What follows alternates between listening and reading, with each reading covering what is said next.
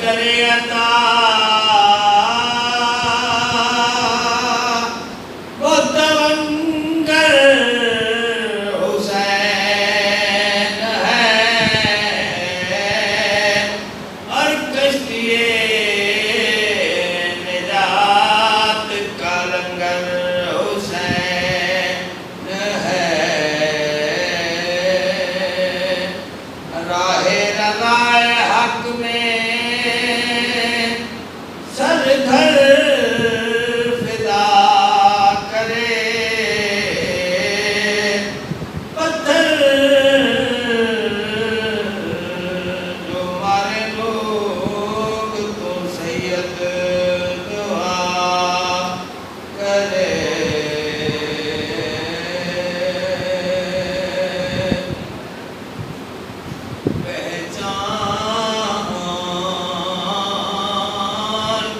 کبریادی کرائی حسین نے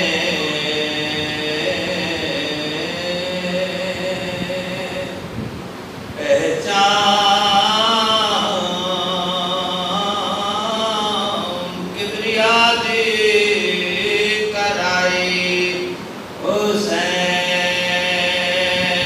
نے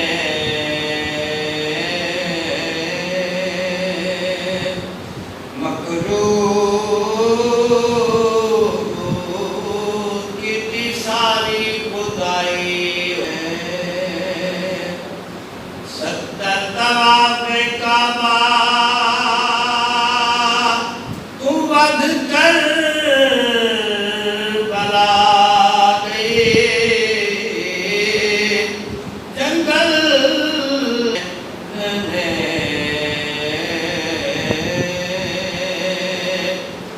کل انبیاء بھی من گئے محسن غریب کو اکبر دلال کو جانچائی حسین نے عظمت نماز دی خنجر دے چوکی بچائی حسین نے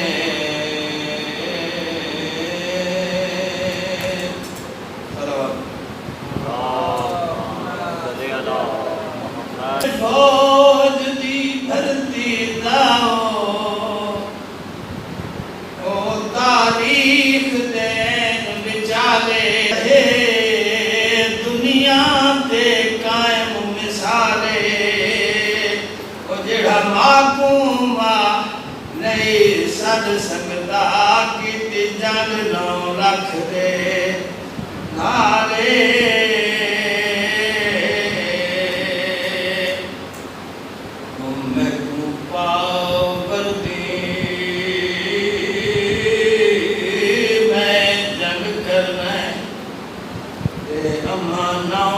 فوج دے نالے سرخم تھی ویسی باطل دا تیرے پتر دے بار دے نالے او میں ماڑھر مل دے توڑ دے سان تیرے شیر دی برکت نالے او کیوں روتی ہے امڑی قسمت کو تیرا جگ تو واتک بالے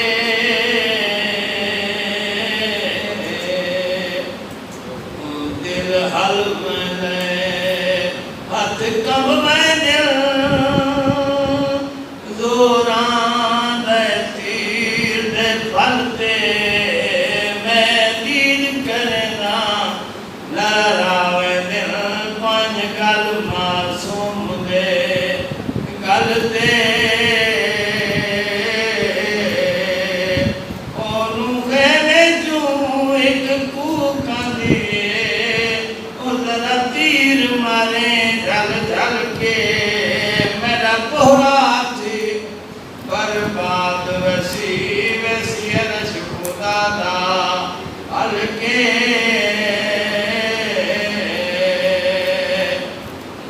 کر دید کنا تے اخیری تے جیڑی جا پئی دس دیے بھاری او میں تیر کو ایک چھک دینا جال دیے کئی کئی باری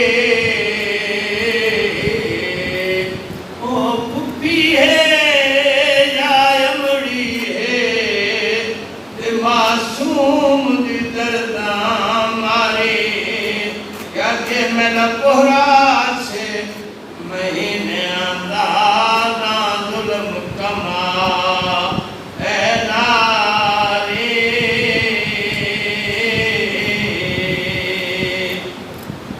او ہر مذہب دا دستوریوں دے جرم کو دیکھ سزائے او پر وچ کر وردے مسلمانہ قانون دتائی بدلائے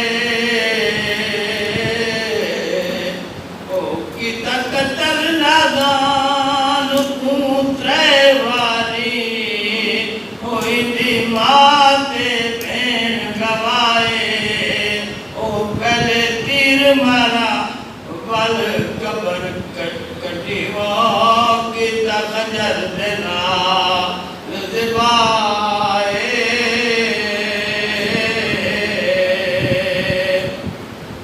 کامسن ہے مگر پھر بھی بلی ابن بلی ہے کامسن ہے مگر پھر بھی بلی ابن بلی ہے یہ گلشن زہرا کی انمول گلی ہے اور اصغر کوئی عیسیٰ تو نہیں گود میں بولے اصغر کوئی عیسیٰ تو نہیں گود میں بولے اور میدان میں بولے گا کہ آخر پہ علی ہے صلوات ایک گاڑی ہے 735 نمبر اس کے ایڈریس 725 یہ غلط بات ہوئی ہے جس کی بھی ہے تو جا کر سے مناسب جگہ میں پارک کرے گا کہ آنے والوں کو دقت مسئلہ نہ صلوات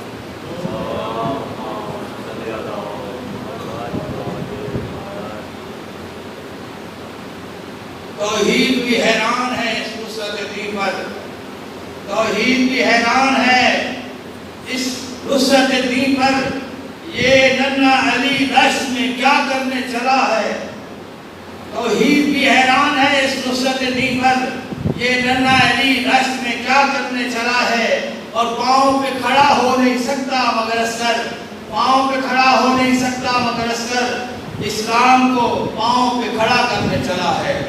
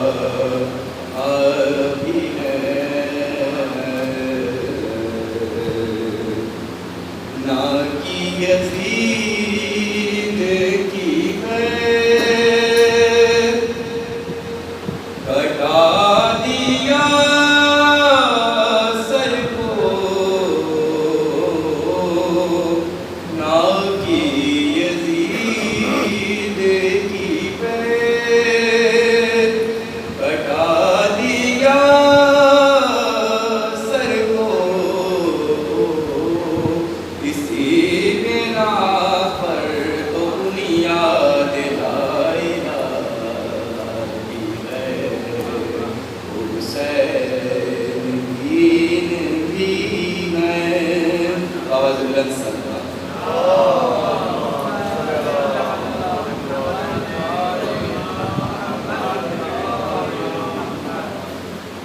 رہتا ہے جو زمانے میں، حیدر سے دور ہوگا روز حشر، پیغمبر سے دور رہتا ہے جو زمانے میں۔ تم خشک سنگریزوں سے کیا فیض پاؤ گے، تم خشک سنگریزوں سے کیا فیض پاؤ گے، قطروں پہ مرتے سمندر سے دور دور، قطروں پہ مرتے ایسے بھی سورما تھے نبی کی سپاہ میں، پھرتے رہے علم لیے خیبر سے دور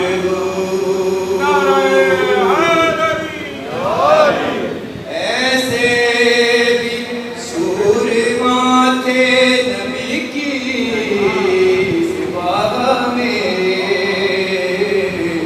پھرتے رہے علم لیے خیبر سے دور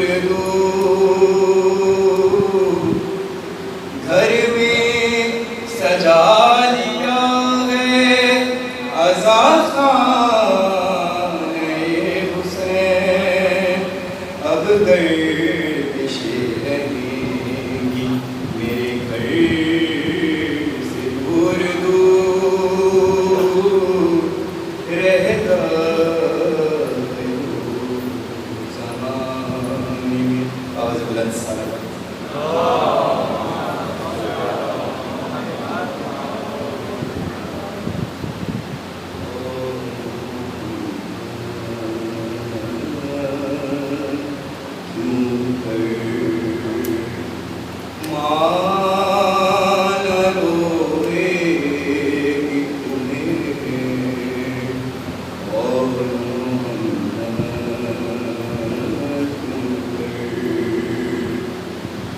جب مدینے میں نظر آئے گی ویرانی گھر، ماں نہ روئے گی تمہیں اور نہ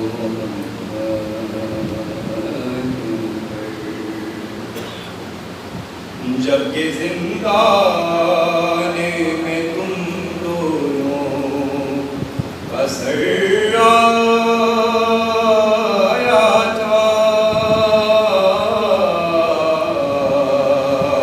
میں نہ روئی تھی تمہیں تم کو گلا تو ہوگا، معاف کرنا جو اگر ہو سکے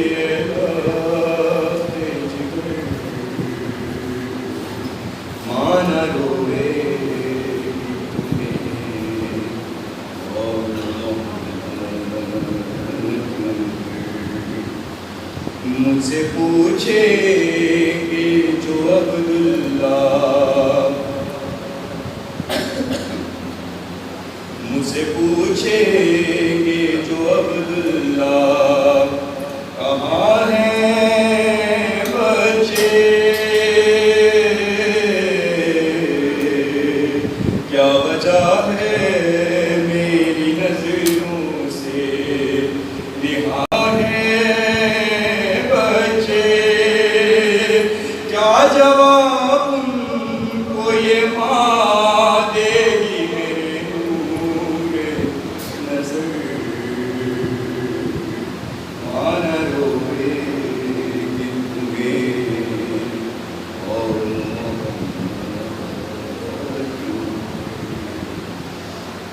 مجھے دیکھوں گی تمہارے تو تڑپ جاؤں گی، کس طرح سے دل بیتاب کو سمجھاؤں گی، اب نہیں لوٹ کے آئیں گے میرے عشق کمر، ماں نہ روئے گی تمہیں اور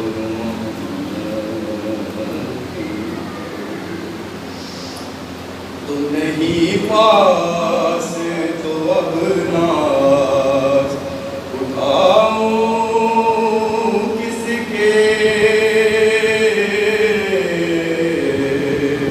اجرے ہاتھوں سے فلاب میں سجاؤں کس کے، کاش مر جاتی تیرے ساتھ یہ دکھیا ماں نہ روئے گی تمہیں اور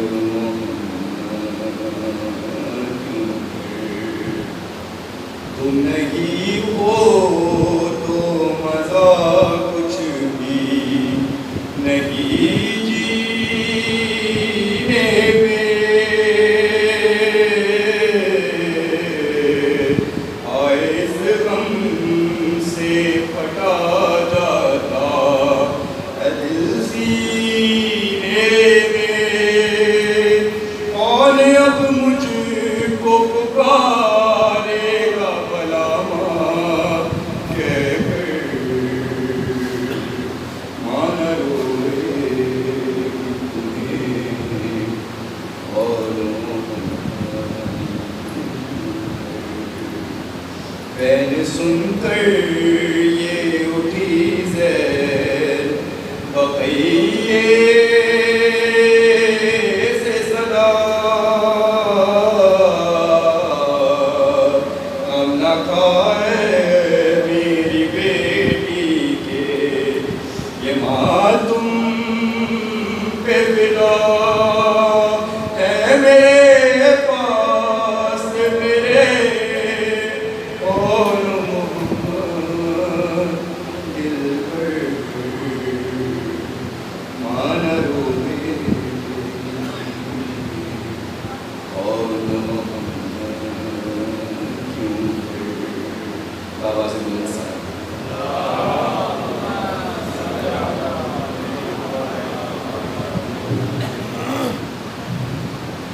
بر محمد و آل محمد بلندر صلوات۔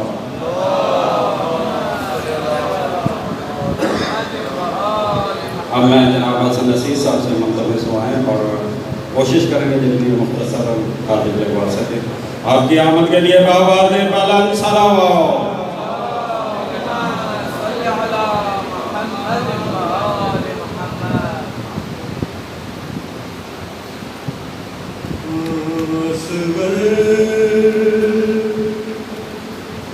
تیرے لیے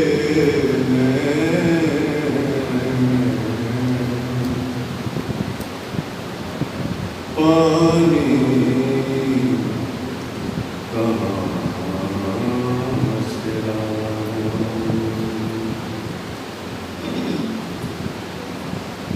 اصغر تیرے لیے میں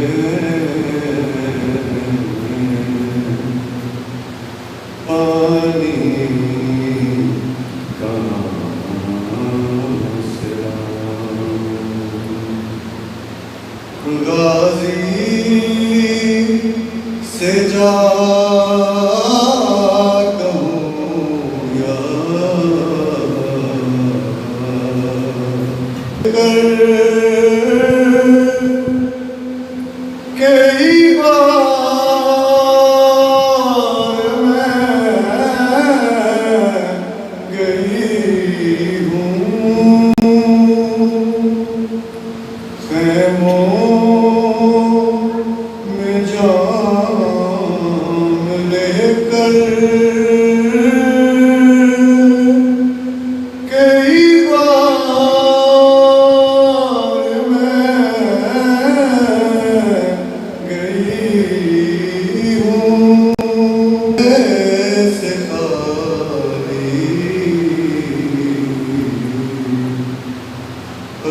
क्या तुझे बताऊं। पानी का एक कतरा मुझको मिला नहीं है। पानी का एक कतरा मुझको मिला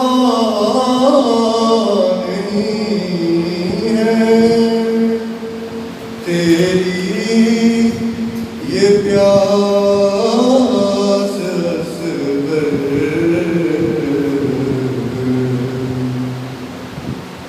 कैसे बता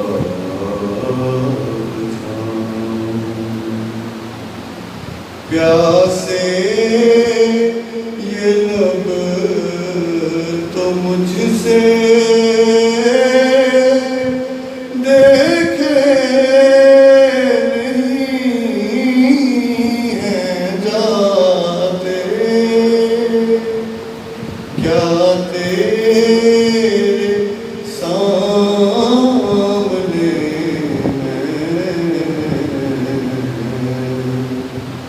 बेहतर है मर जाऊं। नहरे फुरात तेरे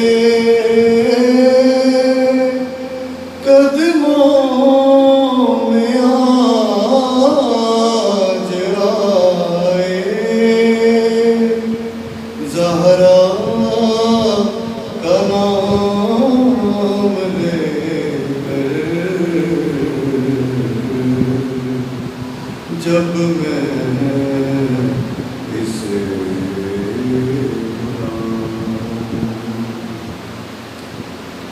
असगर से ये भी सरवर सकीना चाहो तो गर यहाँ भी कौसर तुझे चाहो तो गर जहाँ भी कौसर तुझे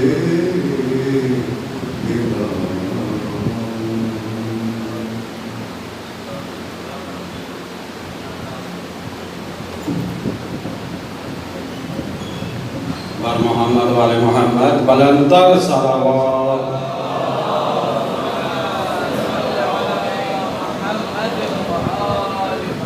आप लोगों से गुजारिश है जो इस तरह बैठे यहाँ आ जाए ताकि जो बाद में लोग आते हैं उनको आने में दुश्वारी ना हो। मैं एक दफ़ा दरूद पढ़ते हुए सब उठ के खड़े हों आगे आ जाए और ये वाले भी जगह फिल कर लें। बर मोहम्मद वाले मोहम्मद बुलंदतर सलावत। आपसे गुजारिश का नवाब हजरात से ये जो बैठे हैं यहाँ आगे आ जाए। ये पीछे से एक कदम आप आगे आ जाए, आगे बहुत जगह पड़ी हुई है। बर मोहम्मद वाले मोहम्मद बुलंदतर सलावत। दीन की हयात जिक्र पंजतन में है। दीन की हयात जिक्र पंजतन में है। राहे नजात जिक्र हुसैन हसन में है।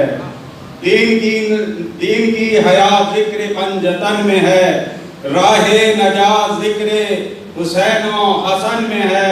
हथियार के बगैर करे नुसरते हुसैन। हथियार के बगैर करे नुसरते हुसैन। ये फन तो सिर्फ असगर तचना दहन में है। बर मोहम्मद वाले मोहम्मद सलावत। अब मैं डॉक्टर वकार अब्बास साहब से मुद्दे में तशरीफ लाए और سلام بہادر امام حسین پیش کریں آپ کی آمد کے لیے بآواز بلند صلوات.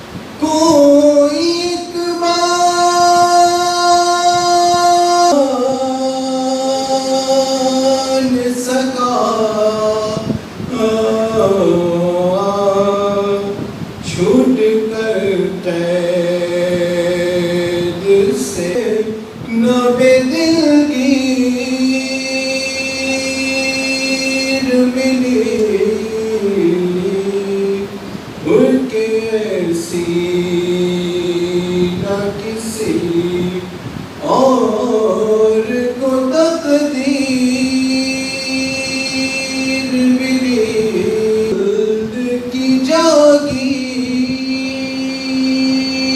ملی.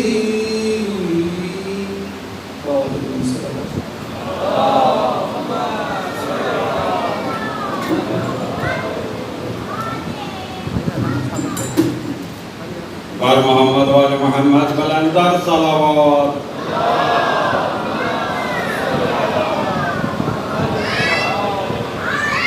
ہمارے یہاں گلشن آباد میں جو ہمارے سنی برادر روز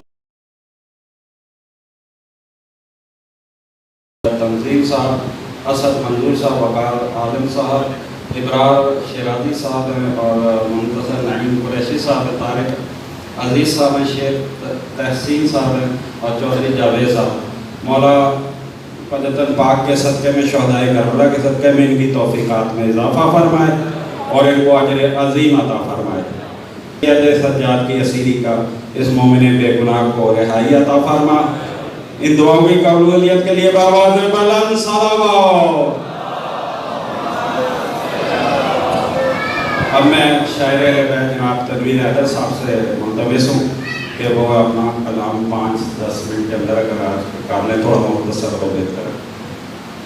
ان کی آمد کے لیے بآواز بلند صلوات. پڑھ لیجیے.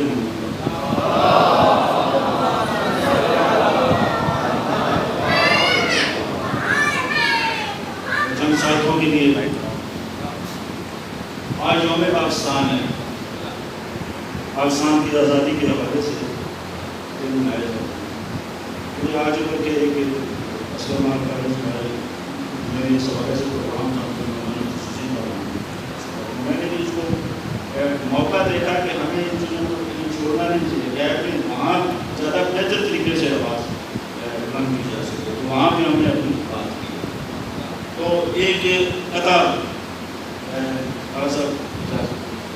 4 مسٹر یوم پاکستان کے حوالے سے کہ ایک صدی سے کھو چکے تھے ہم جسے، ایک صدی سے کھو چکے تھے ہم جسے، ہم نے اس پہچان کو حاصل کیا.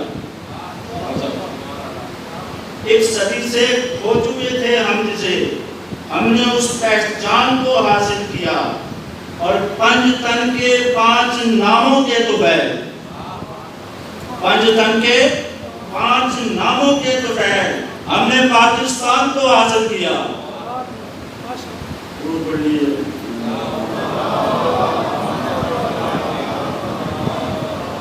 اب میں صرف ایک سلام یا ایک نظم کی سن تو یعنی یہ کہ اصل ظہور ہے، یعنی ان کے جو نشانیاں جو ظاہر ہو رہے ہیں واقعات عالمی سطح پر، یعنی اس سے یہ اب دیکھنے والوں میں یعنی چشم نصیرت رکھنے والے جو ہیں ان کو نظر آ رہا ہے کہ وہ ہستی وہ اونچی بشریت ظہور کرنے والے ہیں. تو ان کے لیے ہم دعا بھی مانگتے ہیں. تو اس کے لیے جب وہ آئیں گے تو ہمیں ان کے استقبال کے لیے کیا کچھ کرنا چاہیے. تو کچھ اشعار اس کو اجازت سے اس کو آپ نے کہ اس کا عنوان ہے آمادہ باش. تو اپنے چشم و دل کی اب تطہیر کرنی چاہیے،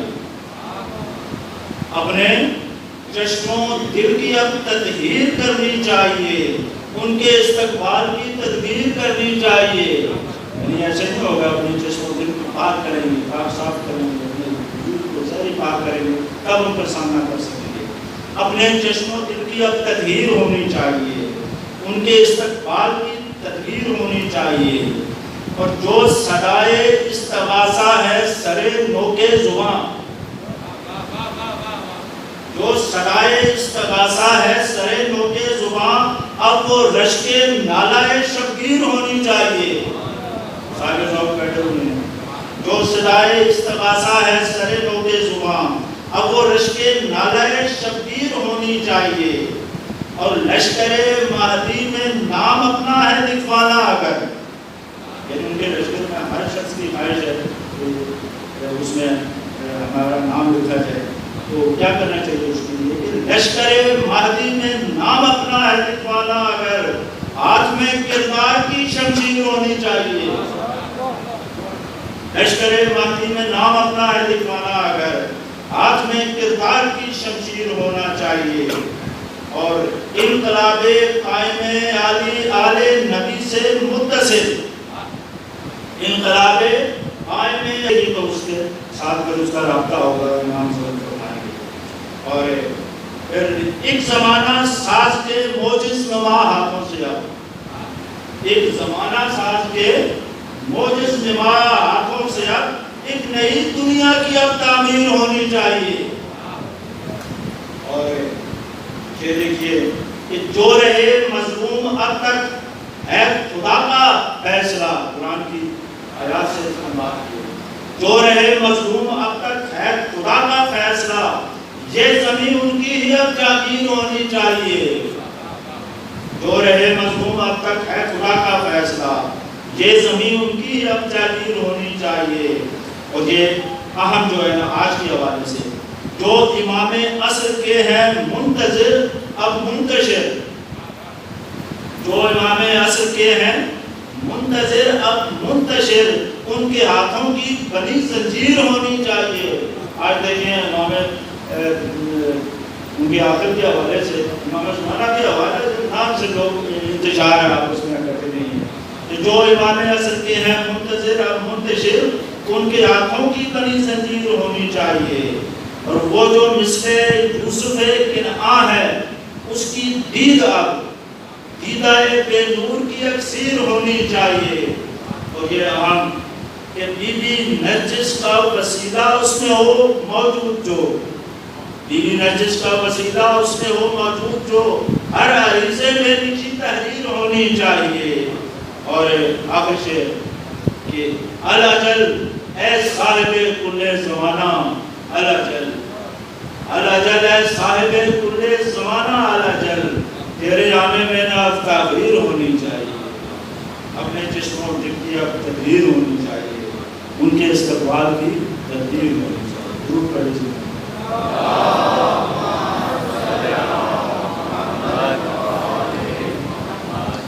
آپ سے روز اور بار بار اپیل کی جاتی ہے کہ آپ لوگ جب آتے ہیں تو آگے آگے آ کے بیٹھا کریں تاکہ جو پیچھے سے آتے ہیں کل وہ باہر سے یا کچھ نیچے جانا پڑتا ہے. تو آپ سے گزارش آ گئی ہے اس طرف بھی جگہ خالی پڑی ہے اور اس طرف بھی ہے. اور یہ حضرات میں بیچ میں جو گیپ ہے اس کو پورا کر لیں. اور میں ایک دفعہ ضرور پڑھ دیں کھڑے ہو جائیں اور آگے کے ایک ایک قدم آ جائیں. پر محمد والے محمد بلندر صلوات. آگے آگے آگے آگے تھوڑا تشریف لے آئیں. تھوڑی سی زحمت کریں اس طرف بھی آگے نکل آئیں. جو حضرات وہاں پیچھے ہیں ان سے گزارش ہے کہ آگے آ جائیں. یہ آگے تشریف ہے. آپ لوگ بھی تھوڑا سا آگے ہو تاکہ پیچھے والوں کو گنجائش کریں. آپ حضرات سے گزارش ہے کہ جو آپ ادھر بیٹھے ہیں آپ کے آگے ساری جگہ خالی پڑی ہوئی ہے. بر محمد والے محمد بلندر صلوات.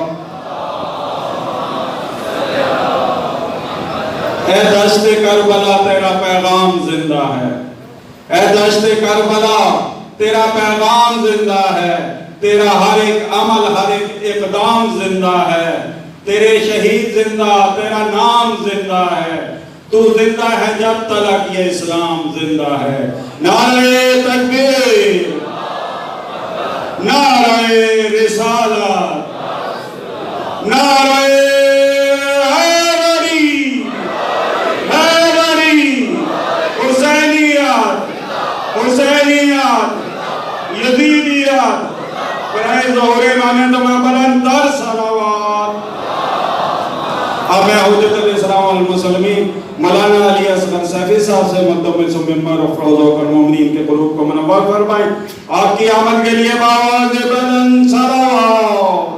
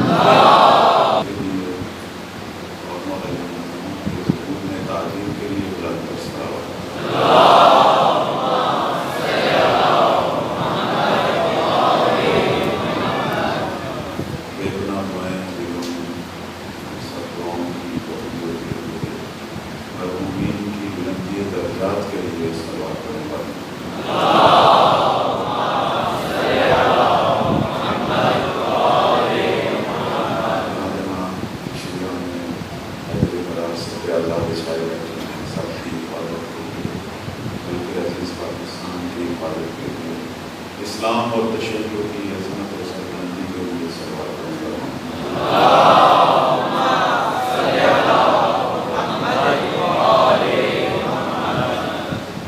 اپنے اپنے مرحومین تمام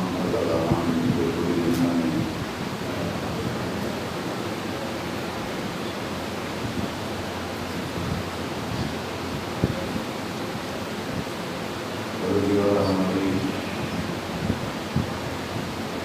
اس دعا کو اپنی باتوں میں قبول و منظور کرنا اور مومن کے درجات بلند فرما، محمد والے محمد کے ساتھ ناشور فرما، ہمارے گناہوں کو معاف کرنا، ہم سب کو مولا کا حقیقی ناصر بننے کی توفیق عطا فرما۔ پروردگار ہم سب کے دلوں کے شر سے کچھ دعائیں یہاں آئی ہیں میرے پاس آج کی جنہوں نے ایمانی مجلس سے نیاز وغیرہ دی ہے، جناب ڈاکٹر رانا حسین صاحب اور جناب رانا عنایت صاحب، پروردگار ان سب کو صحت کاملہ عطا فرما، حاجات کو اپنی بارگاہ میں قبول فرما، حاضرین کی حاجات جو بھی دلوں میں ہیں سب کو اپنی بارگاہ میں قبول منظور فرما، اس دعا کی قبولیت کے لیے صلوات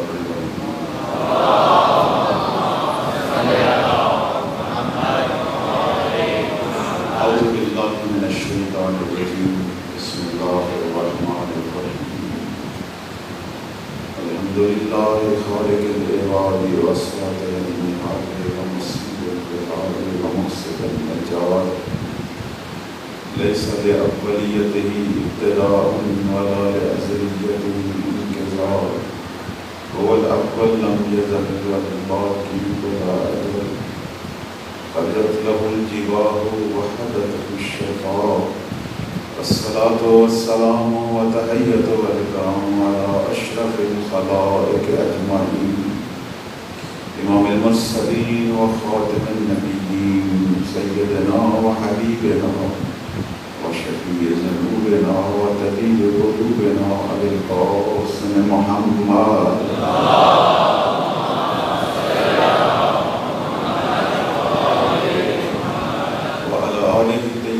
الطاهرين المعصومين المنتجبين، سيما بقية الله في الأرض، أذهب الله عنهم الإسر وطهرهم تطهيرا.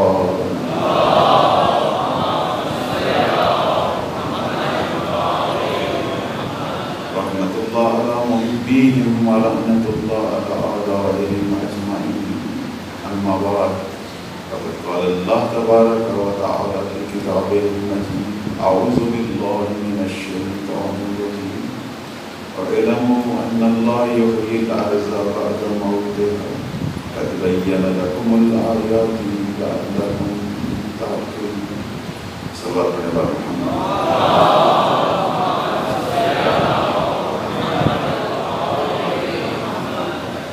ہمارا موضوع آخری حجت دین کا انتظار صرف سارے مسلمان نہیں کر رہے بلکہ سارا عالم انسانی کا،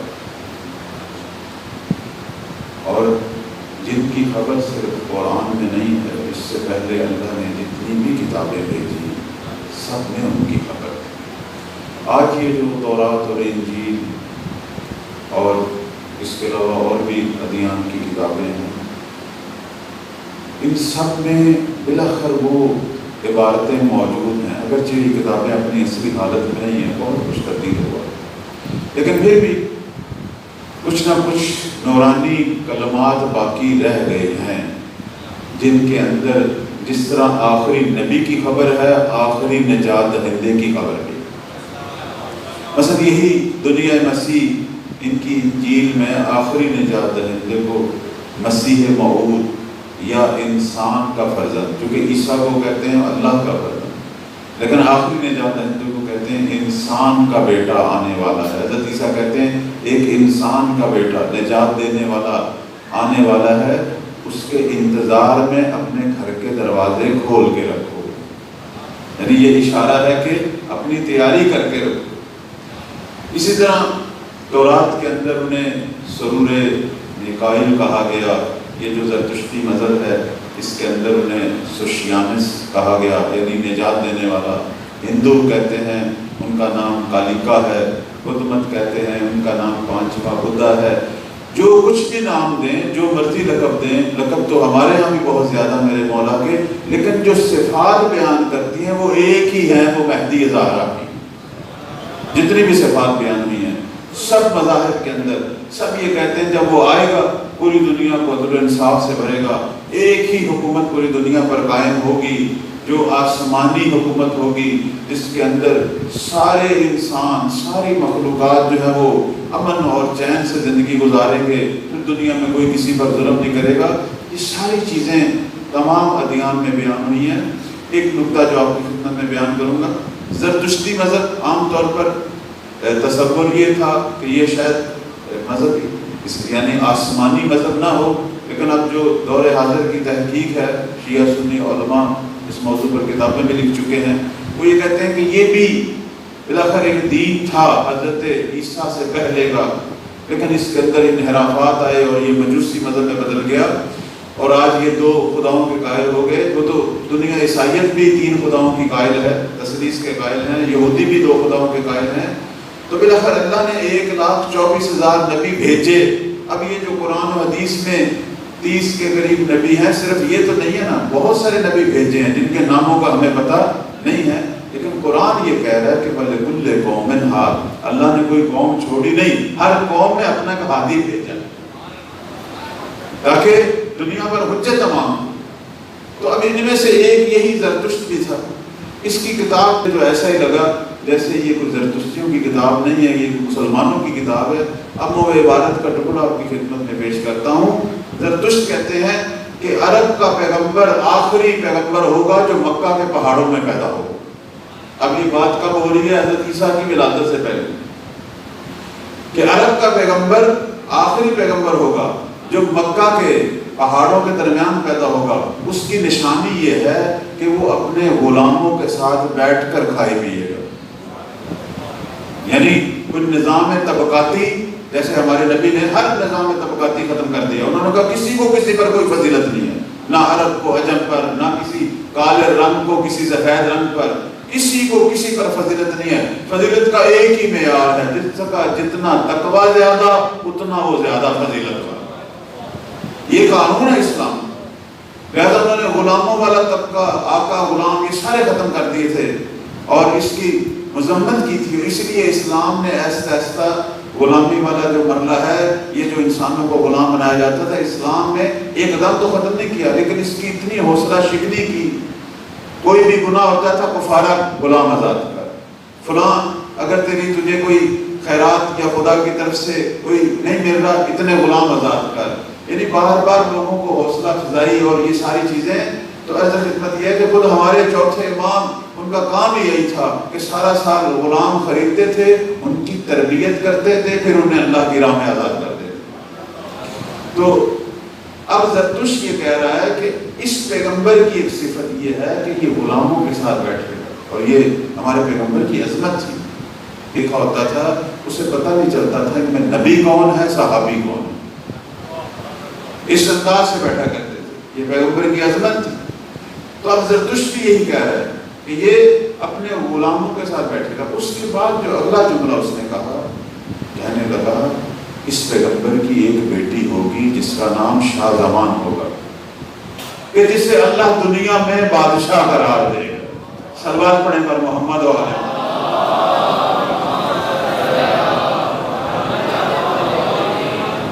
یہ زرتشتیوں کی جو مشہور کتاب ہے، ان کی الہامی کتاب، اس کے اندر یہ موجود ہے۔ تو عرض خدمت یہ ہے کہ یہ نشانیاں ہمارے مولا کی جن کی ہم امت ہیں، پورا دنیا اسلام ان کا منتظر ہے، فرق نہیں ہے، سارے ان کے عاشق ہیں۔ اور واحد وہ امام ہے کہ جس کی امامت میں ساری دنیا اسلام کٹھی۔ ہو سکتا ہے کسی اور امامت کے بارے میں کوئی اختلاف ہو جائے، لیکن مہدی وہ امام ہے کہ جس کی امامت میں نہ شیعوں کو اختلاف ہے، نہ اہل سنت بھائیوں کو اختلاف ہے، نہ دیوبندی کو ہے، نہ اہل حدیث کو ہے۔ پورا عالم اسلام کہتا ہے یہ امام بھی ہے اور اللہ کا بنایا ہوا امام۔ باقیوں کو ہو سکتا ہے وہ کہیں ہمارے اپنے بنائے ہوئے ہیں، لیکن یہاں وہ کہتے ہیں، سارے کہتے ہیں یہ اللہ کا بنایا امام ہے۔ اور اس کی دلیل ہمارے بھائی کیا دیتے ہیں؟ چونکہ ان کی کتابوں میں، صحیح بخاری، صحیح مسلم، سب کتابوں میں یہ حدیث موجود ہے کہ جب یہ ہستی آئے گی تو وہ جو ایک اللہ کا نبی جو آسمان چہارم پر موجود ہے، جو منتظر ہے اسی کے آنے کا، وہ بھی آئیں گے۔ اور نماز کا جب وقت ہوگا تو مولا کہیں گے کہ اے فرزند مریم، آپ پیغمبر خدا ہیں، تشریف لائیں آگے، ہم آپ کی امامت میں نماز پڑھتے ہیں۔ تو وہ آگے سے کہیں گے کہ یہ فضیلت آپ کو حاصل ہوئی ہے، آج مریم کا بیٹا زہرا کے بیٹے کے پیچھے نماز پڑھے گا۔ اور اس بات پر ہمارے پیغمبر فخر کیا کرتے تھے کہ کیف انتم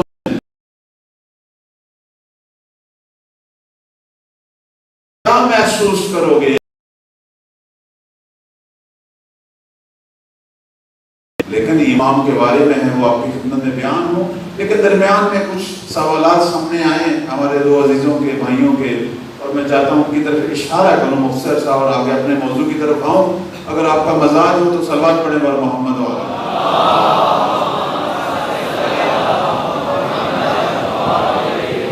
ایک برادر عزیز شاید یہاں موجود ہوں، کہیں انہوں نے سوال کیا کہ آپ جو ہمیں یہ واقعات سناتے ہیں کہ بارے میں امام ملتے ہیں، لوگوں سے ملاقات کرتے ہیں، تو وہ بلاخر اس کے بارے میں ہم نے یہ بھی پڑھا ہے کہ مولا کا جو آخری نائب تھا، نائب چہارم، چونکہ مولا کے غیبت صغریٰ میں 4 نائب تھے، 70 سالہ زمانہ 4 نائب۔ سب سے پہلے جو نائب تھے وہ جناب عثمان ابن سعید عمری، یہ بہت بڑی شخصیت تھی، اس نے 3 اماموں کی نیابت سنبھالی۔ یہ امام نقی علیہ السلام کے نائب، امام عسکری علیہ السلام کے نائب، اور بعد میں ہمارے 12ویں امام کے نائب۔ بہت بڑی شخصیت تھی، اور انہوں نے 6 سالہ دور نیابت انجام دیا۔ ان کے بعد ان کے بیٹے جناب محمد ابن عثمان جو ہے، محمد بن عثمان عمری، انہوں نے حکم امام سے، البتہ ان کی نیابت کا اعلان بھی ہمارے 11ویں امام کر گئے تھے۔ انہوں نے 40 سالہ نیابت کی، اور جب ان کا وقت وفات آیا پھر مولا کی طرف سے خط آیا، اور حسین ابن روح بہت بڑی ہستی تھی، صاحب کرامات، انہوں نے نیابت سنبھالی، 21 سال تک یہ نائب رہے۔ اور پھر جب ان کا وقت وفات آیا تو پھر علی بن محمد سمری، انہوں نے 3 سالہ دور نیابت جو ہے وہ سنبھالا۔ البتہ یہ سوال بھی ایک برادر کا تھا، موبائل پہ آیا تھا کہ ہمیں 4 نائبین کا تھوڑا سا تذکرہ ہو جائے، اور یہ متبرک تذکرہ ہو گیا، پروردگار قبول کرے۔ اور یہ جو 4تھے نائب تھے، جب ان کا وقت وفات آتا ہے تو مولا کا خط آتا ہے۔ خط کیا آتا ہے؟ ان کے بعد دنیا سے تم کوچ کرنے والے ہو۔ مولا اس کو خبر دیتے ہیں، یہ امام ہے نا، یہ پروردگار کا نمائندہ ہے زمین پر، اللہ تعالیٰ کی دیے ہوئے علوم ہیں، وہ بلاخر خدا نے جتنا علم غیب دینا ہے اللہ نے اسے دیا ہوا۔ اور فرماتے ہیں کہ علی بن محمد سمری 6 دن کے بعد دنیا سے جانے والے ہو، اپنے سارے کام سمیٹ لو۔ اور اس کے بعد فرماتے ہیں اب غیبت صغریٰ کا وقت ختم ہو چکا ہے، اب غیبت کبریٰ کا وقت شروع ہو رہا ہے۔ اب جب تک سفیانی کا خروج یہ علامات ظہور ہے، اور آسمانی آواز جب تک نہیں آئے گی اس وقت تک اگر کوئی میرے مشاہدے کا دعویٰ کرے گا وہ سمجھا جاتا ہے مشاہدے سے مراد مولا کی زیارت، مشاہدے سے مراد مولا کی ملاقات نہیں میرے عزیزان۔ یہ عربی کا لفظ ہے، تو جن کا لفظ ہے ان سے پوچھا جائے نا۔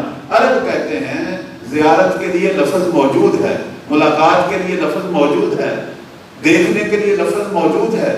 مشاہدے کا مطلب نیابت ہوتی ہے، یعنی کوئی امام کی طرف سے ذمہ داری کا اظہار کرے کہ مولا نے مجھے یہ عہدہ دیا ہے، یعنی مولا یہ کہہ رہے ہیں کہ نشانیوں کے آنے تک اب کوئی میرے جھوٹی نیابت کا دعویٰ کرے اس کی تکذیب کرو۔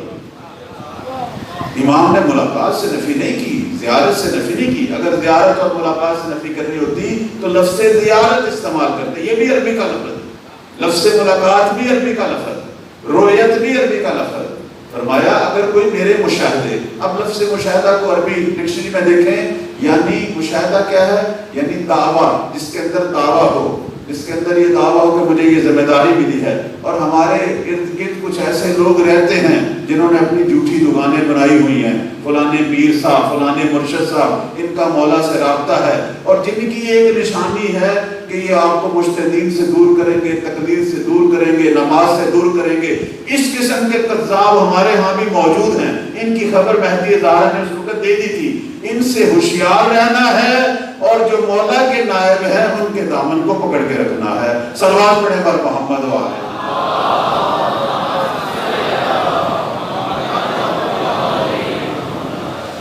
آج جو آیت مجیدہ آپ کی خدمت میں بیان کرنی تھی، چونکہ آیات بہت زیادہ ہیں اور ہمارے عزیزوں کا اصرار ہے کہ جتنا بھی آپ کر سکیں ان آیات کو بیان کریں۔ سورہ توبہ کی یہ آیت ہے 105 نمبر، پروردگار فرما رہا ہے وَقُلْ اِعْمَلُوا فَسَيَرَى اللَّهُ عَمَلَكُمْ وَرَسُولُهُ وَالْمُؤْمِنُونَ۔ پروردگار ہمیں فرما رہا ہے کہ اے نبی نے کہو تم عمل کرو، عمل تو انجام دو، تمہارے عمل کو تین ہستیاں دیکھ، ہمارے اعمال کو دیکھ رہے ہیں، اور فرما رہا ہے وَالْمُؤْمِنُونَ، مومنین کی ایک جماعت، وہ صاحبان ایمان خاص گروہ ہے، مومنین کی ایک جماعت۔ اب اس کے ذیل میں احادیث یہ بتاتی ہیں کہ یہاں مومنین سے مراد سارے مومن نہیں ہیں، کیونکہ یہ اللہ نے کہا ہے مومن، اللہ اس کو مومن کہتا ہے جس کا ایمان کامل ہوتا ہے۔ اور آل محمد کے علاوہ دنیا میں کوئی ایسے نہیں ہے کہ جو یہ دعویٰ کریں کہ ہمارا ایمان کامل۔ تو اس لیے ہمارے ان کے تمام امور پر ان کی نگاہ ہے، اور ہر دور میں ایک پیغام کرو کہ میرا عمل جو ہے وہ پتہ نہیں کوئی دیکھ رہا نہیں دیکھ رہا، تین آنکھیں ہیں، تین ہستیاں ہیں جن تک یہ عمل پہنچ رہا ہے۔ تو اب اس آیت کی روح اور پیغمبر کے بعد جس ہستی کی بارگاہ میں پہنچ رہے ہیں اسے مہدی زہرا کہتے ہیں۔ صلوات پڑھیں بر محمد و آلہ۔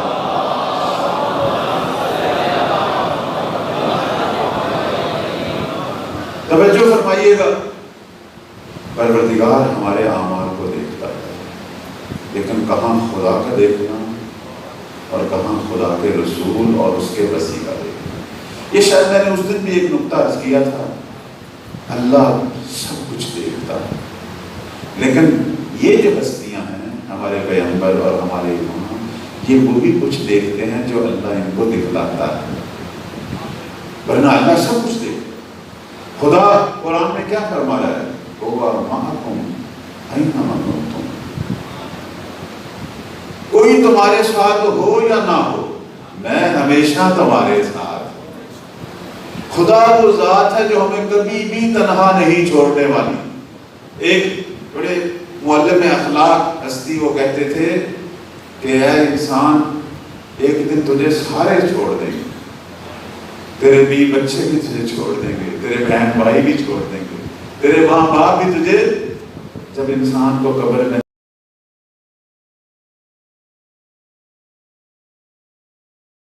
لیکن ہاں ہمارا عقیدہ ہے وقت کے امام آتے ہیں، تسلی دیتے ہیں، بخشش شفاعت میں کیوں نہیں ہمارے مولا کا ہوتا ہے، لیکن وہ بھی چلے جاتے ہیں۔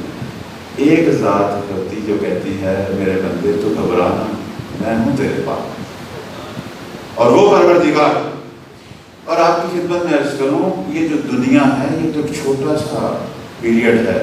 آپ کو پتہ ہے ہم کتنے بڑے وقت کے لیے خلق ہوئے ہیں، یہ سرکار رسالت مآب صلی اللہ علیہ وآلہ وسلم کا فرمان ہے۔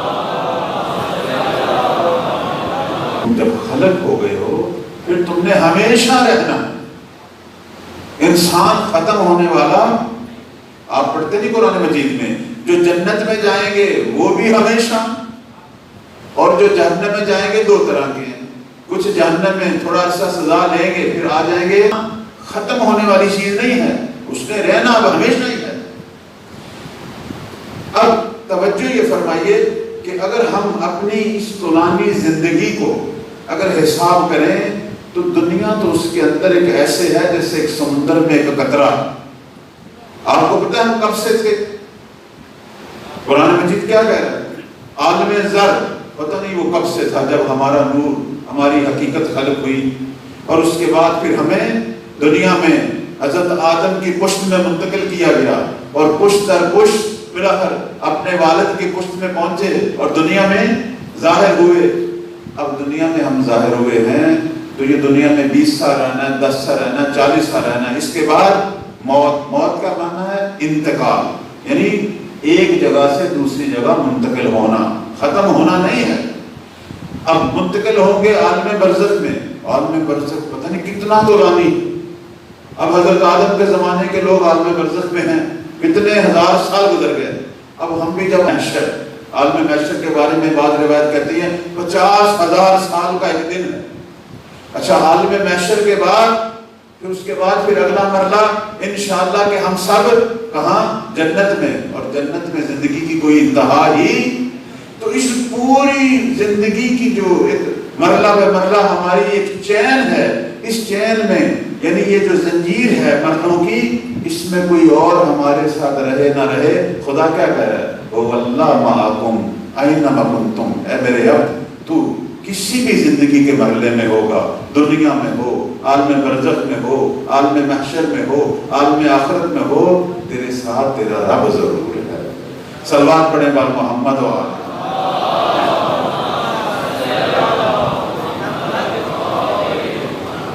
تو عزیزاً، خدا ہمارے اعمال کو دیکھ، ہمارے پیغمبر اور امام تک اعمال پہنچ رہے ہیں، ملائکہ پہنچاتے ہیں، منتظر ہیں۔ اور میں نے یہ کل بھی عرض کیا تھا، ہمارے اندر صلاحیت ہے انقلاب برپا کرنے کی، جانے دینے کے لیے ہم تیار ہیں، اور بہت زیادہ عظمت ہے آج کے مسلمانوں کی۔ ہمارے پیغمبر فخر کیا کرتے تھے، کہتے تھے انہوں نے مجھے دیکھا نہیں ہوگا لیکن مجھ پر ایمان رکھتے تھے، اپنے اصحاب پر فخر کیا کرتے تھے۔ تمام مسلمان کہتے تھے کہ آخر الزمان کے مسلمان میں پیغمبر کے بھائی ہیں۔ تو اصحاب کہتے تھے پھر ہم کیا ہیں؟ تم میرے صحابی ہو، تم مجھے دیکھتے ہو، میرے معجزات دیکھتے ہو، میری لسان سے وہی سنتے ہو، لیکن انہوں نے مجھے کاغذ پر پڑھا ہوگا، اور تم سے زیادہ مجھ پر ایمان رکھتے ہوں گے، تم سے کم ایمان نہیں رکھتے ہوں گے، اور جانے دیں گے، اور کیا کچھ وہ کریں گے اسلام کے لیے۔ فرماتے تھے وہ میرے بھائی ہیں، بھائیوں کی مانا۔ یہ ساری چیزیں اپنی جگہ، لیکن ایک بات ہے، وہ یہ ہے ہمارے اندر چونکہ اصلاح کا، تربیت کا وہ کام جو ہونا چاہیے تھا وہ نہیں ہوا، لہذا اگر انقلاب برپا ہو جائے اس انقلاب کو باقی نہیں رکھ سکتے۔ انقلاب تو لا سکتے ہیں، لانے میں تو کوئی حرج نہیں۔ اب آپ دیکھیں ہمارے مولا نے جب حکومت نے ملی تو سرکار نے جب حکومت شروع کی تو پوری دنیا پکار اٹھی میرے مولا کی حکومت۔ یہ تاریخ شیعہ سنی تواریخ میں لکھا ہوا ہے کہ جب امیر المومنین نے حکومت شروع کی تو اصحاب پیغمبر ایک ہی بات کہتے تھے، ہمیں عصر رسالت یاد آ گیا۔ کیوں؟ کیونکہ میرے مولا نے جس طرح پیغمبر بیت المال کو تقسیم کرتے تھے اسی طرح بیت المال کو تقسیم کیا کہ کوئی فرق نہیں چھوڑا، میں علی میں اور عرب کے غلام میں کوئی فرق نہیں چھوڑا۔ یہ مولا علی کہتے ہیں۔ ہاں اس سے پہلے کچھ حصے تقسیم ہو رہے تھے، بھئی مہاجروں کا اتنا بنتا ہے، انصار کا اتنا، مہاجروں میں قریش کا اتنا، قریش میں ازواج کا اتنا، اصحاب کا اتنا، اہل بیت، وہ جو کیٹیگری بن گئی تھی، البتہ وہ جنہوں نے بنائی تھی ان کا اپنا فلسفہ ہو، لیکن جب مولا کے پاس حکومت آئی انہوں نے کہا جو نظام رسالت کا ہے وہی امامت کا، اسی طرح انہوں نے نظام جو ہے وہ بیت المال کا، اور فرمایا جس طرح سرکار نماز پڑھتے تھے ویسے ہی پڑھنی۔ تو عرض خدمت یہ ہے کہ لوگ خود کہتے تھے کہ ہمیں اثر رسالت یاد آ گیا، لیکن میرے مولا کا ایک مسئلہ تھا، وہ یہ تھا کہ اصحاب کو اور یاران کو، انصار کو جب مولا نے عہدے دیے، لیکن وہ بات نہیں تھی، چونکہ بہت سارا کام ہونے والا تھا جو وہ نہیں سامنے آ رہا تھا، اور امیر المومنین بہت سختی کیا کرتے تھے اپنے گورنروں پر، اور ان کو خط لکھا کرتے تھے، نہ جو بلاغہ میں موجود ہیں، فرمایا کرتے تھے مجھے پتہ ہے تم میں علی کی طرح نہیں بن سکتے، لیکن کم از کم میری مدد تو کرو، وَسِدَادٍ، علی کی 4 چیزوں میں مدد کرو، اپنے تقوی کا خیال رکھو، اجتہاد، کوشش کرو اچھے سے اچھا کرنے کی، اور اپنے اندر پاکیزگی پیدا کرو، اور فرماتے تھے کہ اپنے رویے ایک دوسرے سے بہتر کرو۔ دیکھنا اب ہم سب مسلمان، سب عزیزان، سب شیعہ، اہل سنت بھائی سب کچھ ہیں، بعض وقت بہترین نمازی ہوتے ہیں، عزادار 1 نمبر، بہترین ماتمی، لیکن خود ہمیں پتہ ہے کہ چھوٹی چھوٹی باتوں میں ایک دوسرے کو برداشت نہیں کر رہے، چھوٹے مسئلے میں ایک دوسرے کا حق کھانے سے نہیں روک رہے۔ آپ کو پتہ ہے یہ جو جوتیاں بال پڑی ہوئی ہیں، شریعت یہ کہتی ہے کہ کسی کو یہ حق نہیں ہے کہ کسی کی جوتی پر اپنا جوتا رکھے، اس پر بھی شریعت جو ہے وہ نوٹس لے رہی ہے، فقہی مسئلہ ہے کہ ہم کسی کی جوتی پر بھی جوتا رکھنے کا حق، چونکہ وہ اس کی ملکیت ہے، اور کوئی بندہ پسند نہیں کرتا کہ میری جوتی پر کسی کا جوتا، لہذا وہ راضی نہیں ہوگا۔ شریعت تو اس حد تک جو ہے وہ ان کو احتیاط کو دیتی ہے، کہاں لوگ ایک دوسرے کی کس چیز پر قابض ہو جاتے ہیں، کیا کچھ کھا جاتے ہیں۔ ہمارے ہم اپنے آپس ایک دوسرے کو دیکھیں، کیوں میرے مولا کا دل زخمی ہے، وہ یہی تو کہتے ہیں کہ او شیعو تم نے ایک دوسرے پر رحم کرنا چھوڑ، میں کیسے ظہور کروں؟ وہ کہاں ہیں کہ جن کے اندر عفت اور پاکیزگی ہے، جن کے اندر ایک دوسرے کو معاف کرنے کا جذبہ ہے، جو ایک دوسرے کے ساتھ ہم دل ہیں، جن کے اندر تقویٰ ہے، مولا تو ان کے منتظر ہیں۔ تو جب ہم نے پوری دنیا کو زندہ کرنا ہے عزیزان، تو پہلے خود تو زندہ ہونا، جب پوری دنیا پر مہدی کی حکومت برپا کرنی ہے تو پہلے یہ چند فٹ کے وجود پر تو حکومت برپا کرنا۔ تو جب ہم اکائیوں میں اس وجود پر حکومت برپا کریں گے تو پھر دہائیوں میں بدلیں گے، پھر سینکڑوں میں بدلیں گے، پھر ہزاروں میں بدلیں گے، اور جب ہزاروں میں بدلیں گے اس کو بھی اذن خدا حاصل ہو جائے گا، پھر مہدی پر بھی حجت تمام ہو جائے گی، اور پھر دنیا خانہ کعبہ سے زہرا کے لال کو طلوع ہوتا دیکھے گی۔ صلوات پڑھیں بر محمد۔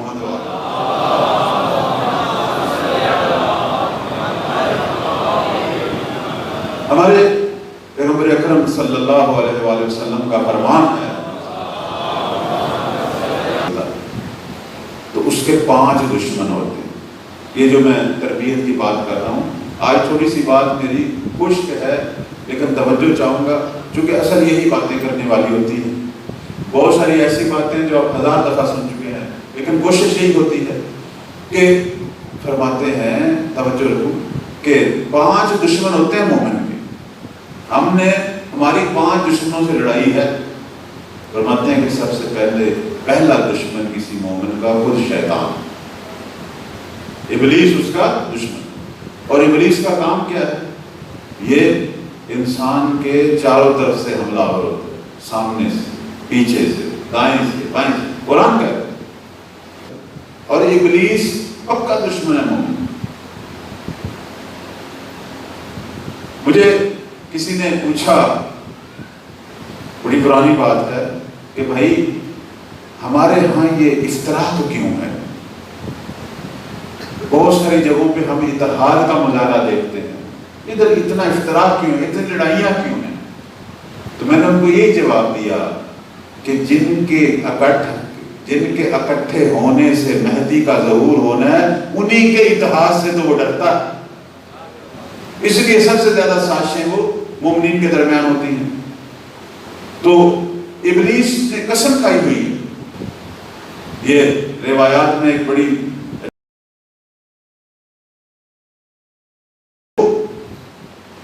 پرورتی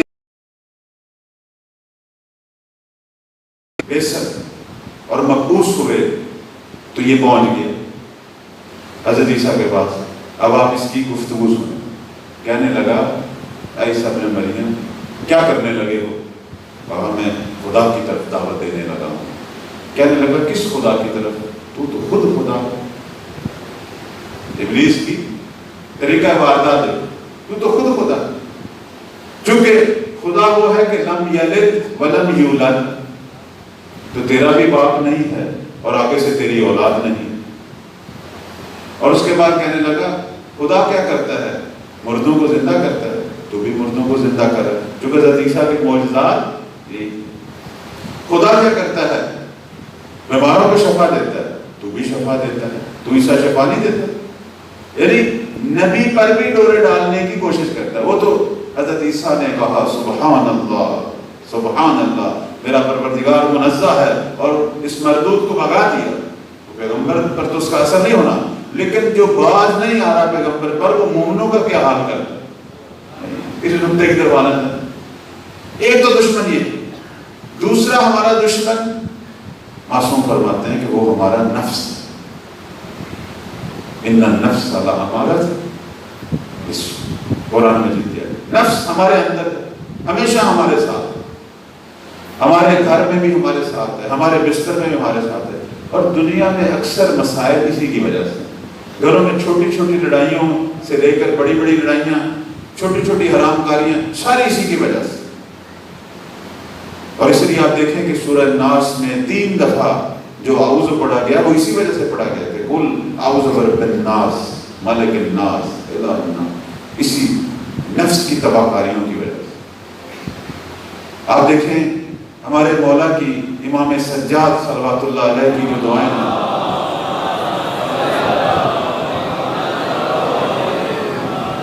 ان دعاؤں کو پڑھیں تو وہ جو 15 مناجات ہیں، یہ ہمارے علماء قنوت میں پڑھا کرتے ہیں، پڑھنی چاہیے، یہ ہمارا خزانہ ہے ہمارے پاس۔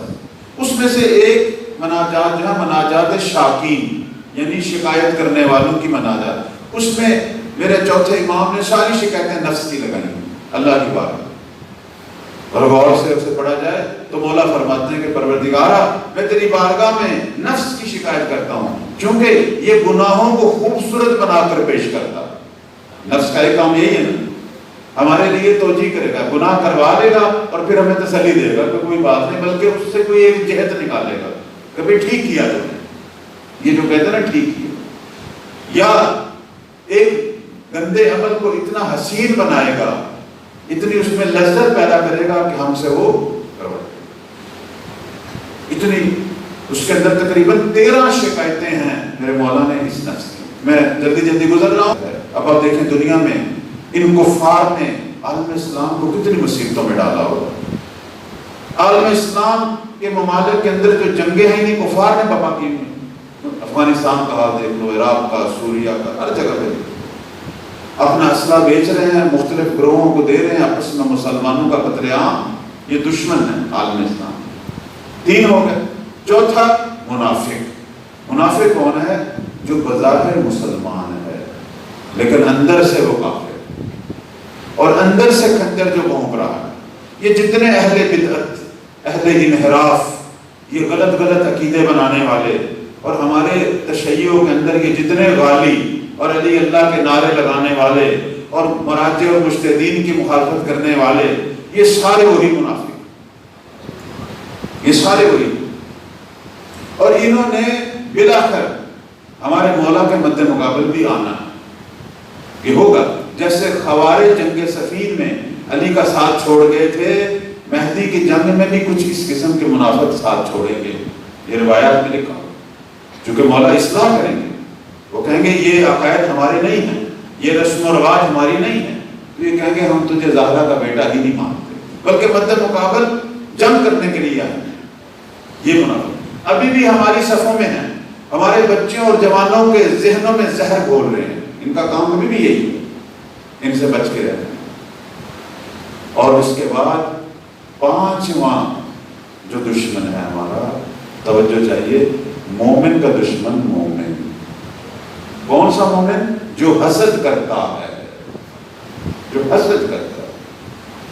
مجھے بتائیں، جناب یوسف علیہ السلام کے بھائی مومن نہیں تھے؟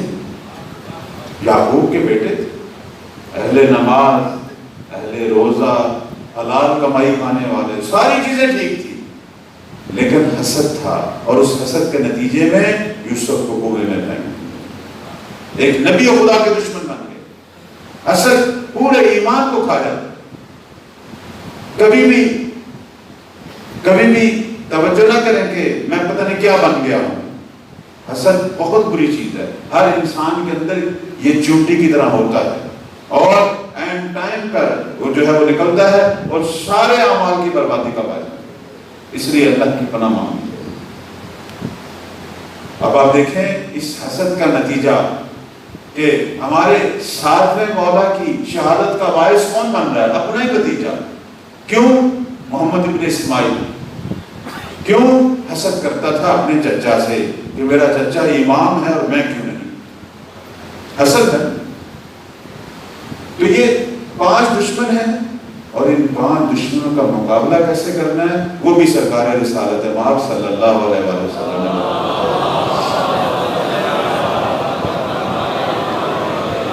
تین صفتیں پیدا کرنی، اور یہ وہی صفات ہیں جو کربلا کے حسینیوں میں تھی اور جو کل مہدی کے ناصروں میں ہوں.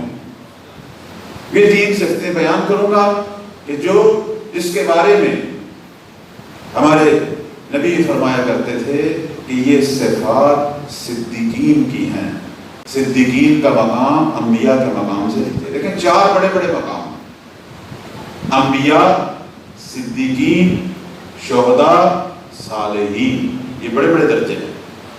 سب سے پہلا مقام نبی کا، وہ خدا بنا کے بھیجتا، وہ سب سے اوپر ہے. صدیق کون ہے؟ نبی کے بعد والا، جو نبی کا وصی بنتا ہے، جو ولی بنتا ہے. جیسے امیر المومنین کو جو لقب ملا ہمارے پیغمبر سے، الصدیق الاکبر. مولا علی کو کہا کرتے تھے کہ اس عالم اسلام میں اگر کوئی صدیق ہوں تو وہ میں، صدیق اکبر میں. اور اس کے بعد شہداء کا مقام، جیسے مالک، جیسے حبیب ہیں. اور اس کے بعد جیسے جنگ بدر کے اصحاب. اور اس کے بعد صالحین، جیسے جناب عمار ہیں، جیسے جناب بہت ساری شخصیات، ابو ذر ہیں، سلمان، یہ سارے صالحین، اور بہت سارے علماء مراتب. تو فرمایا کرتے تھے کہ 3 صفتیں اپنے اندر پیدا کرو، خدا تمہیں صالحین سے صدیقین کے مقام تک لے جائے. وہ 3 صفتیں میں نے صرف بیان کر دی، اپنا فریضہ پورا ہو جائے گا انشاءاللہ. فرماتے تھے کہ یہ مجھے پروردگار نے عطا کی. وہ 3 صفتیں کیا ہیں؟ خدا کی قضا پہ، اللہ نے جو مقدر ہمارا بنایا ہے اس پہ راضی. البتہ مقدر عام طور پر سمجھ نہیں آتا. بعض دفعہ ہم اپنے ہی اعمال کو کہہ دیتے ہیں کہ یہ جی میرے مقدر میں لکھے ہوئے تھے یہ گناہ. نہیں، گناہوں سے تعلق نہیں ہے مقدر. مقدر اور چیز. مقدر یہ ہے ایک کی آنکھیں ہیں، ایک نابینا پیدا ہو گئی. اچھا خاصا آدمی، کچھ بھی نہیں ہوا، لیکن ایک دم بیمار ہو گیا، کوئی پتہ نہیں سمجھ. بیٹا، بچے دنیا سے چلے گئے. یہ ہے مقدر، یعنی جس کا میرے اعمال سے تعلق نہ ہو. ہاں، خدا نے مجھے طاقت دی ہے، پیسہ دیا ہے، خوبصورتی دی ہے، علم دیا ہے. اب میں اگر خود اچھے عمل کروں گا تو اس کی جزا پاؤں گا، اور اگر برے عمل کروں گا سزا پاؤں گا. اس لیے قرآن مجید اور روایات میں یہی ہے کہ جو تو شر انجام دیتا ہے وہ تیرا کام ہے، وہ اللہ کی طرف سے نہیں ہے. ہاں، جو تو خیر انجام دیتا ہے وہ خدا کی طرف سے، جو کہ خدا نے تجھے خود حکم دیا تھا کہ کار خیر. تو مقدر یعنی وہ چیزیں جس میں بے بس ہوں. میرے مولا نے بڑا خوبصورت انداز سے مقدر کی تشریح کی. انہوں نے کہا کہ ایک کام جو تو نہیں کرنا چاہتا ہو جائے یا جو تو کرنا چاہتا ہے نہ ہو, اسے کہتے ہیں مقدر. لیکن اپنے اعمال, اپنی بدیاں بدکاریاں, عام طور پر ہمارے معاشرے میں یہی ہوتا ہے کہ بعض کا کوئی برے لوگ سامنے آ جاتے ہیں, کسی کا بچہ بگڑ جائے, برا ہو جائے, کہتا ہے جی میرے تو مقدر میں یہی لکھا ہوا ہے. نہیں, یہ مقدر کی بات نہیں. جو کام ہم خود بہتر کر سکتے ہیں اور نہیں کیا, یہ اس کا مقدر سے تعلق نہیں. کسی کا بچہ نشے میں پڑ گیا ہے, یا کوئی جوان کوئی منشیات کی طرف چلا گیا, بدکاری کی طرف چلا گیا, برے کاموں کی طرف چلا گیا, اس کا تعلق مقدر سے نہیں. لہذا پہلی جو چیز ہے وہ یہ ہے کہ جو خدا نے مقدر کیا ہے اس پہ تو راضی ہے. اور دوسرا پیغمبر فرماتے ہیں کہ اگر کوئی آزمائش آئے اس پر تو صبر کر. دوسری صفت آزمائش پر صبر کرنا. اور تیسری صفت فرماتے ہیں کہ خدا کی نعمات کا شکر ادا. اور ہم دیکھتے ہیں کہ اصحاب کربلا میں یہ تینوں چیزیں, خود سید الشہداء کے آخری جو جملے جو ان کی لسان مبارک سے آئے وہ یہی تھے کہ رزقاً بقضاء, خدایا تو نے جو مقدر کیا میں راضی ہوں. وصبراً ببلاء, اور تیری طرف سے جو آزمائش ہے اس پر حسین صبر کر رہا. اور شب عاشور انہوں نے باقاعدہ پروردگار کی حمد و ثنا کی کہ جو کچھ بھی تو نے ہمیں دیا ہے, اور اگر ہماری مقدر میں تو نے شہادت دی ہے تو اس نعمت پر بھی تیری حمد و ثنا کرتے ہیں. تو یہ تین صفتیں اگر انسان اپنے اندر پیدا کر لے, یقین مانے پیغمبر فرماتے ہیں کہ وہ صدیقین کے مقام تک پہنچ جاتا ہے. صلوات پڑھیں پر محمد و آلہ.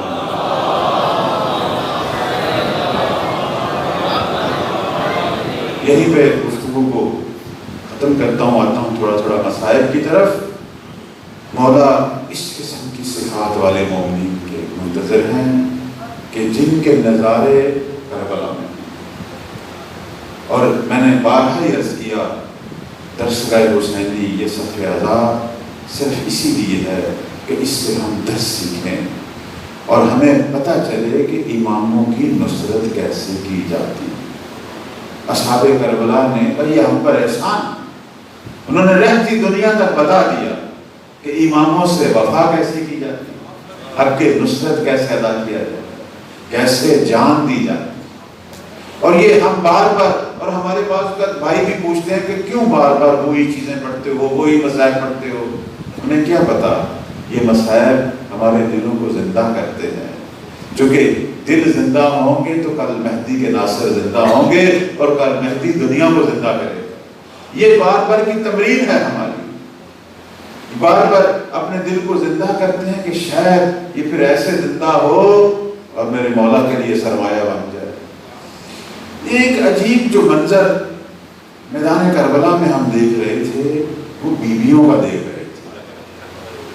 دنیا میں آپ دیکھتے ہیں ماؤں کو اللہ کی طرف بھیجے, کوئی مسئلہ باہر تھوڑا سا پریشانی ہو, مائیں تو اپنے بچوں کو اپنے ساتھ سینے سے لگا کر بیٹھ جاتی ہیں. لیکن یہ کربلا کی عجیب مائیں ہیں جو شب عاشور سب بچوں کو ایک ہی درس پڑھا رہی تھی کہ میرے بچے کل تو نے سب سے پہلے جا کے, اکبر سے بھی پہلے جا کے حسین پر قربان ہونا ہے. اور عجیب مائیں تھی. میں ان ماؤں کی عظمتوں کو سلام کرتا ہوں. جب تک ان کے بچے قربان نہیں نہ ہوتے تھے اتنی دیر تک پریشان رہتی تھی, چہروں پہ پریشانی ہوتی تھی. اور جب کسی کی ماں کو پتہ چلتا نا میرے بچے نے قربانی دے دی ہے, میرا بیٹا حسین پہ قربان ہو گیا, تو چہرے پہ اطمینان کے آثار آ جاتے تھے. یہ عظمتیں ہیں ان مومنات کی. اور اسی لیے انہی مومنات سے, انہی ماؤں سے بلاخر اسی طرح مہدی کے ناصر پیدا ہونے. ایک ماں ایسی بھی تھی جو اپنے 2 لال کو اپنے سینے سے لگا کے بیٹھی ہوئی تھی کہ جس کا کل سرمایہ یہی تھی, اور ان کے بالوں میں کنگھی دے رہی تھی اور اپنے بچوں کے ساتھ چوم رہی تھی, کہہ رہی تھی اونو محمد میں نے تم دونوں کو بھائی پہ صدقہ کر دیا ہے, کل اکبر سے پہلے جانا ہے تم نے, میرے بھائی پہ قربان ہونا ہے. اور یاد رکھو اگر کبھی میدان جنگ میں لڑتے لڑتے فرات پر پہنچ جاؤ، اپنی ماں سے وعدہ کرو، فرات سے اپنے لبوں کو تر نہیں کرنا، تمہارے ماموں کے بچے پیاسے ہیں، علی اصغر پیاسے ہیں، سکینہ پیاسی ہے۔ اب یہ ماں تھی بچوں کو وفا کا درس دے رہی۔ روز عاشور قربانیاں شروع ہوتی ہیں، جب اصحاب کی قربانی ختم ہوئی نا تو اون و محمد نظر آئے بی بی کو، تو بی بی کہنے لگی اون و محمد تم ابھی تک زندہ ہو؟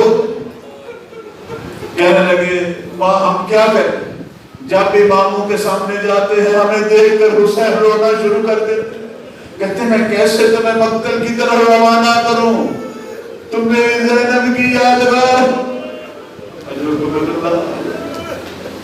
اب بی بی نے حضرت عباس کو بلایا، کہنے لگی جاؤ حسین بھائی کو کہو زینب کہتی ہے تجھے میرے حق کا واسطہ، میرے بچوں کو مقتل کی طرف روانہ کر۔ اب خود سید الشہداء آتے ہیں، آ کے کہتے ہیں ایک سوال پوچھتے ہیں، کہتے ہیں زینب تیرا شوہر عبداللہ راضی ہے؟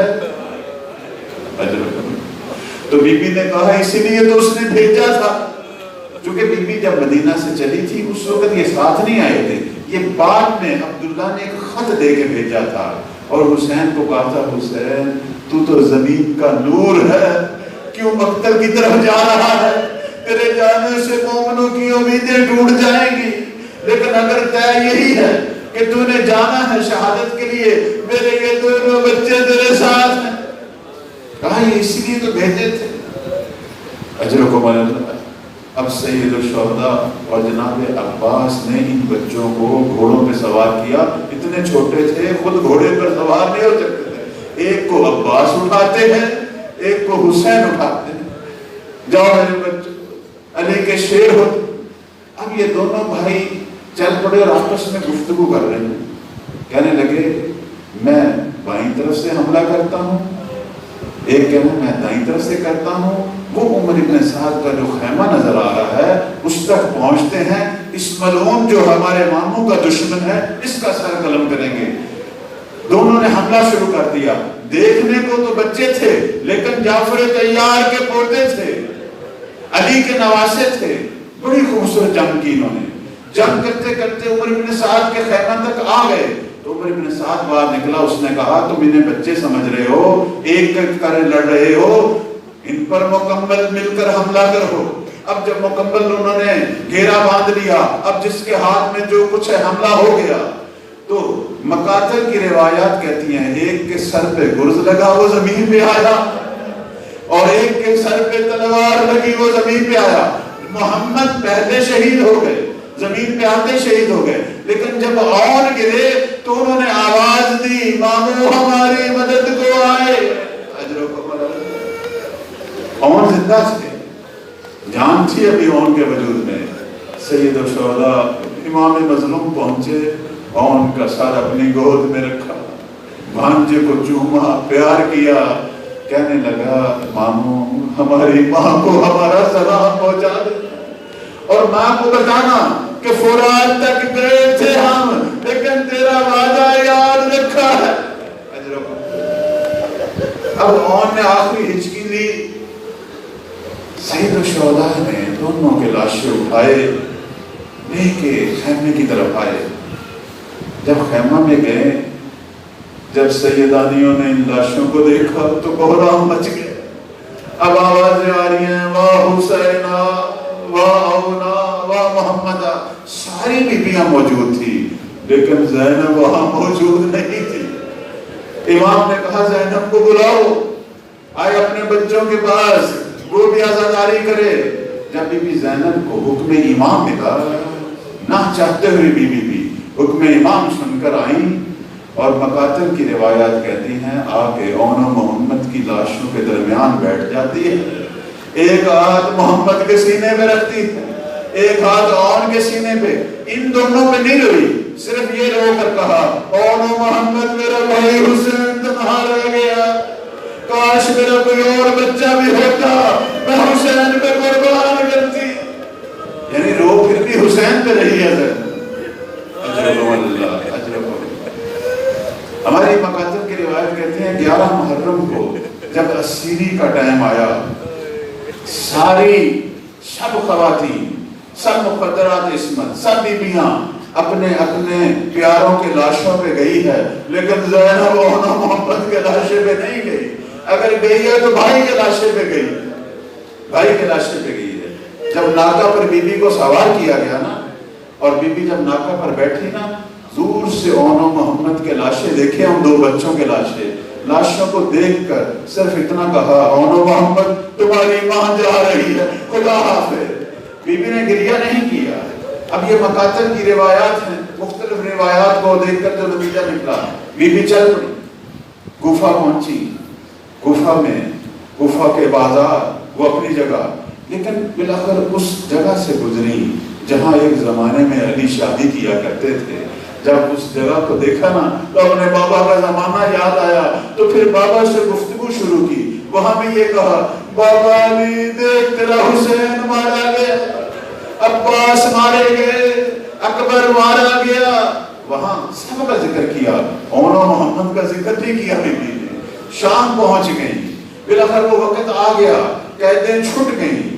جب قیدیں چھٹیں اور مدینہ کی طرف روانگی کا وقت آیا تو بیویوں نے کہا، ایک دفعہ ہمارے عزیزوں کے سروں کو تو دیں، ہم آخر شروع ہو گئے، سارانے شروع ہو گئے، یہ مطالبہ منظور ہو گیا۔ اب مقاتل والے لکھتے ہیں، سب سے پہلے ایک چھوٹے بچے کا سر آیا جسے رباب نے اپنی گود میں لیا۔ اجر و کمر کیا گزری ہوگی رباب کی، اجر و ظالم سر لے کے آ رہے تھے نیزوں پر، سر نیزوں پر آ رہے تھے، ایک سر کو تھیلے میں ڈالا ہوا تھا۔ پوچھا یہ کس کا سر ہے؟ کہنے لگے یہ عباس کا سر ہے، ظالموں نے شہید کرنے کے بعد اس سر پر اتنے گرد مارے اب نیزے کے قابل نہیں رہ گئے۔ اجرکم اللہ، اجرکم اللہ۔ بلاخر وہ سر بھی آیا کہ جس سر کو دیکھ کے ساری بیویاں کھڑی ہو گئی، الگا باندھ لیا اور واہ حسینہ یا حسینہ۔ اب زینب آگے بڑھی، کہنے لگی یہ سر مجھے دو، یہ میری ماں جائے کا سر ہے۔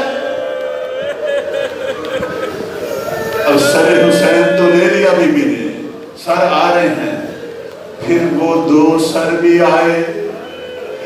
سر آنے والے نے کہا یہ کس بی بی کے سر ہیں، کس کے پیارے ہیں؟ سب کی نگاہ زینب پر ہے، زینب کی نگاہ زمین پر ہے۔ سر وصول نہیں کیے۔ اس لانے والے نے کہا بلاخر اس کی کوئی ماں بہن ہے، اگر کسی ایسا تو نہیں ہے کہ جس کے یہ بچے ہیں وہ خیموں میں جل کے مر گئی ہو؟ تو فضا تڑپ کے بولی، کہنے لگی نہیں، یہ میری آقا زادی کے بچوں کا سر ہے، لاؤ مجھے دو۔ سر لے کے آئی اونا محمد کا، کہا آقا زادی بچوں کے سر ہے، کیوں نہیں لے رہی؟ تو بی بی زینب نے زخمی نگاہوں سے فضا کو کہا، فضا تو جانتی تو ہے میں علی کی بیٹی ہوں، جب ایک دفعہ صدقہ کر دیا۔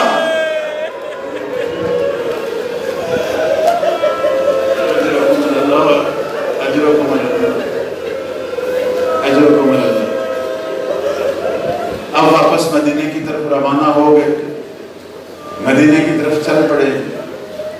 درمیان میں کربلا سے گزر ہوا، قبریں سب کی دیکھی، بی بی سب قبروں پہ گئی، اونا محمد کی قبر پہ نہیں۔ آتی ہیں بلاخر نانا کے شہر، مدینہ پہنچتی ہیں، دور سے جب نانا کا حرم دیکھتی ہیں، اب بی بی نے رونا شروع کر دیا، نانا تیری امت نے ہم سے کیا کیا؟ حسین مارا گیا جسے تو اپنے سینے پہ سلاتا تھا۔ اب شروع کر دیے بی بی نے بہن، اب عباس کی شہادت کا ذکر کیا، علی اکبر کی شہادت کا ذکر کیا، قاسم کا ذکر کیا، لیکن اونا محمد کا پھر بھی ذکر نہیں کیا بی بی نے۔ اب محلہ بنی ہاشم پہنچی، وہاں عزاداری شروع ہوئی، سب بنی ہاشم کی خواتین بچے مل کے عزاداری کر رہے ہیں۔ اب عزاداری کے درمیان جناب عبداللہ کا رکا پہنچتا ہے بی بی زینب کو کہ زینب گھر آؤ، میں تیرا انتظار کر رہا ہوں۔ بی بی نہیں چاہتی تھی گھر جانا، لیکن بلاخر خدا کبھی حسین کے علاوہ کوئی غم نہ دیا۔ اب جب بی بی گھر آئی، گھر میں عبداللہ نہیں تھے، بس بی بی کی گھر کے صحن میں دو چھوٹے چھوٹے جا نمازوں پہ نظر پڑی۔ اب زینب سے برداشت نہیں ہوا، جو پورے رستے نہیں روئی زینب، اب دونوں جا نمازوں کو دیوار سے کھینچا، اپنے سینے سے لگایا۔ اب زینب کی چیخ نکل گئی، کہا اے محمد تمہاری ماں اس گھر میں کیسے رہے جس گھر میں تم نہیں ہو؟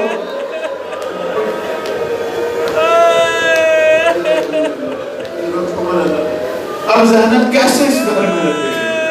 بی بی کا گریہ شروع ہو گیا۔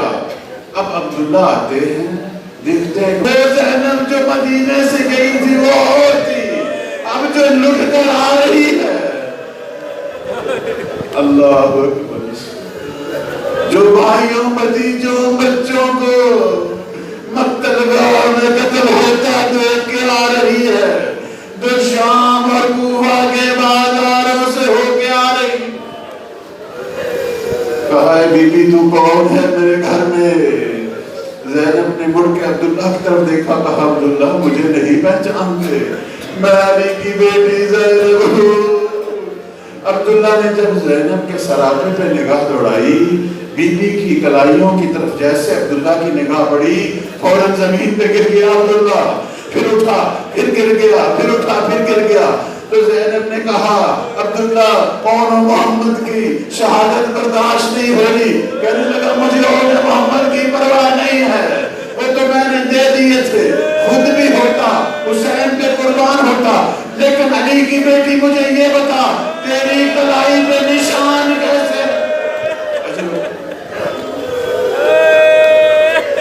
زینب تیری کلائی پہ یہ نشان کیسے ہے؟ ابھی بھی زینب نے رونا شروع کر دیا، کہا عبداللہ تو کیا جانتا ہے؟ کوفہ اور شام کے بازار، ہاتھوں میں رسیاں، عبداللہ ہاتھوں میں رسیاں اور اشکیہ کے تازیانے۔ اللہ لعنت اللہ علیہ